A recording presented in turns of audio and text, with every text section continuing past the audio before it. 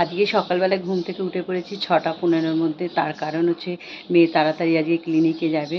তার আগেও কতগুলো কাজ আছে, সেই কাজগুলো করে তারপর ক্লিনিকে যাবে। যে কারণে আজকে আমাকে খুব সকাল সকাল উঠতে হয়েছে। সকাল সকাল উঠেই যে আমি চা করব তার উপায় নেই। তার কারণ হচ্ছে মেয়ের আগে টিফিন বানাতে হবে, আর ও বেরিয়ে গেলে তারপরেই চা করব, এটাই ভেবেছি।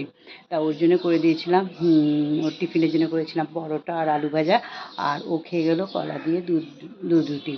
তো এই খেয়ে ও বেরিয়ে গেল, 7:45-র মধ্যে বেরিয়ে গেছে। তারপর আমি চা করেছি। আর আজকে হচ্ছে শনিবার, তো বজরংবলী পুজো আছে। আর আমি সকালবেলা উঠেই এই নাইটিটা পরেছি, কারণ বাসি নাইটিটা ছেড়ে দিয়েছি। আর ঘর দোর ঝাড় দিয়ে তারপরে কাজে হাত দিই। আর এক্ষুনি গিয়ে পড়বো হনুমান চালিসা, বইটা পড়ে নেবো, নাহলে সারাদিনের মধ্যে একটুও টাইম হবে না। তারপর তো রান্নাবান্না আছে, কাজকর্ম আছে।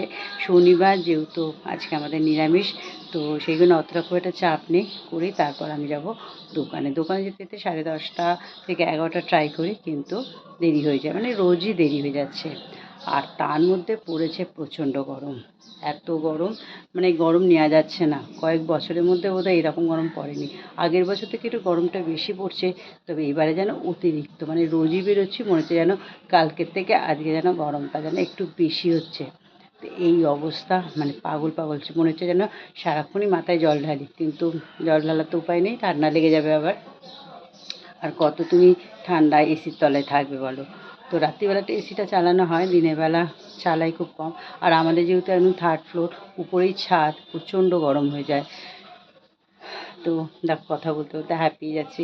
অনেক কাজ আছে। এখন বাজে হচ্ছে 8:30 বাজে। হাজব্যান্ড গেছে চান করতে। তো চাটা খেয়ে এখন সমস্ত কাজকর্মে হাত দেবো। হনুমান চালিসাটা তার আগে পড়ে নেবো। এই যে নোংরার আমাদের বাঁশি বাজছে, নোংরাটা ফেলতে যেতে হবে। তো চলো, আজকে ছিল এইটুকু। টাটা।